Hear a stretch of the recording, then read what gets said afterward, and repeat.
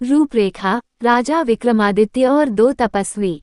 19वीं पुतली। रूपरेखा नामक 19वीं पुतली ने जो कथा सुनाई वह इस प्रकार है। राजा विक्रमादित्य के दरबार में लोग अपनी समस्याएं लेकर न्याय के लिए तो आते ही थे, कभी कभी उन प्रश्नों को लेकर भी उपस्थित होते थे जिनका कोई समाधान उन्हें नहीं सूझता था। विक्रम उन प्रश्नों का ऐसा सटीक हल निकालते थे कि प्रश्नकर्ता पूर्ण संतुष्ट हो जाता था। ऐसे ही एक टेढ़े प्रश्न को लेकर एक दिन दो तपस्वी दरबार में आए और उन्होंने विक्रम को अपने प्रश्न का उत्तर देने की विनती की। उनमें से एक का मानना था कि मनुष्य का मन ही उसके सारे क्रियाकलाप पर नियंत्रण रखता है और मनुष्य कभी भी अपने मन के विरुद्ध कुछ भी नहीं कर सकता है। दूसरा उसके मत से सहमत नहीं था। उसका कहना था कि मनुष्य का ज्ञान उसके सारे क्रियाकलाप नियंत्रित करता है। मन भी ज्ञान का दास है और वह भी ज्ञान द्वारा दिए गए निर्देशों का पालन करने को बाध्य है। राजा विक्रमादित्य ने उनके विवाद के विषय को गौर से सुना पर तुरंत उस विषय पर अपना कोई निर्णय नहीं दे पाए। उन्होंने उन दोनों तपस्वियों को कुछ समय बाद आने को कहा। जब वे चले गए तो विक्रम उनके प्रश्न के बारे में सोचने लगे, जो सचमुच ही बहुत टेढ़ा था। उन्होंने एक पल सोचा कि मनुष्य का मन सचमुच बहुत चंचल होता है और उसके वशीभूत होकर मनुष्य सांसारिक वासना के अधीन हो जाता है। मगर दूसरे ही पल उन्हें ज्ञान की याद आई। उन्हें लगा कि ज्ञान सचमुच मनुष्य को मन का कहा करने से पहले विचार कर लेने को कहता है और किसी निर्णय के लिए प्रेरित करता है। विक्रम ऐसे उलझे सवालों का जवाब सामान्य लोगों की जिंदगी में खोजते थे, इसलिए वे साधारण नागरिक का वेश बदलकर अपने राज्य में निकल पड़े। उन्हें कई दिनों तक ऐसी कोई बात देखने को नहीं मिली जो प्रश्न को हल करने में सहायता करती। एक दिन उनकी नज़र एक ऐसे नौजवान पर पड़ी जिसके कपड़ों और भावों में उसकी विपन्नता झलकती थी। वह एक पेड़ के नीचे थककर आराम कर रहा था।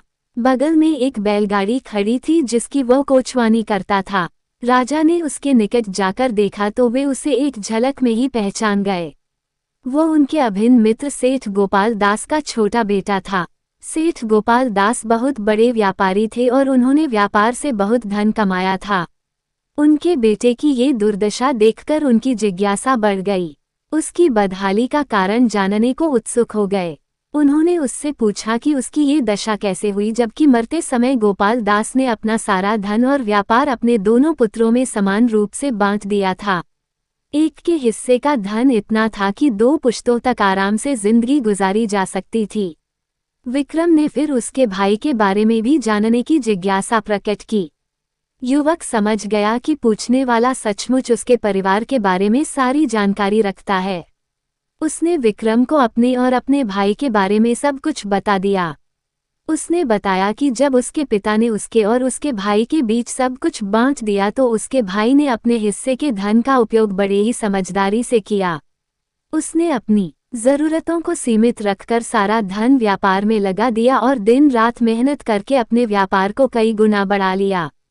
अपने बुद्धिमान और संयमी भाई से उसने कोई प्रेरणा नहीं ली और अपने हिस्से में मिले अपार धन को देखकर घमंड से चूर हो गए। शराबखोरी, रंडीबाजी, जुआ खेलना समेत सारी बुरी आदतें डाल लीं। ये सारी आदतें उसके धन के भंडार के तेजी से खोखला करने लगीं। बड़े भाई ने समय रहते उसे चेत जाने को कहा, लेकिन उसकी बातें उसे विष समान प्रतीत हुईं। ये बुरी आदतें उसे बहुत तेजी से बर्बादी की तरफ ले गईं और 1 वर्ष के अंदर वह कंगाल हो गया। वह अपने नगर के एक संपन्न और प्रतिष्ठित सेठ का पुत्र था, इसलिए उसकी बदहाली का सब उपहास करने लगे। इधर भूखों मरने की नौबत, उधर शर्म से मुंह छुपाने की जगह नहीं। उसका जीना दूभर हो गया। अपने नगर में मजदूर की हैसियत से गुजारा करना उसे असंभव लगा तो वहां से दूर चला आया। मेहनत मजदूरी करके अब अपना पेट भरता है तथा अपने भविष्य के लिए भी कुछ करने की सोचता है। धन जब उसके पास प्रचुर मात्रा में था तो मन की चंचलता पर वो अंकुश नहीं लगा सका। धन बर्बाद हो जाने पर उसे सद्बुद्धि आई और ठोकरें खाने के बाद अपनी भूल का एहसास हुआ। जब राजा ने पूछा क्या वह धन आने पर फिर से मन का कहा करेगा तो उसने कहा कि जमाने की ठोकरों ने उसे सच्चा ज्ञान दे दिया है और अब उस ज्ञान के बल पर वह अपने मन को वश में रख सकता है।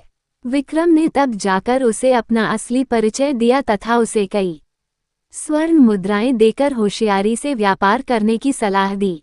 उन्होंने उसे भरोसा दिलाया कि लगनशीलता उसे फिर पहले वाली समृद्धि वापस दिला देगी। उससे विदा लेकर वे अपने महल लौट आए क्योंकि अब उनके पास उन तपस्वियों के विवाद का समाधान था। कुछ समय बाद उनके दरबार में वे दोनों तपस्वी समाधान की इच्छा लिए हाजिर हुए। विक्रम ने उन्हें कहा कि मनुष्य के शरीर पर उसका मन बार बार नियंत्रण करने की चेष्टा करता है, पर ज्ञान के बल पर विवेकशील मनुष्य मन को अपने पर हावी नहीं होने देता है। मन और ज्ञान में अन्योनाश्रय संबंध है तथा दोनों का अपना अपना महत्व है। जो पूरी तरह अपने मन के वश में हो जाता है उसका सर्वनाश अवश्यंभावी है। मन अगर रथ है तो ज्ञान सारथी, बिना सारथी रथ अधूरा है।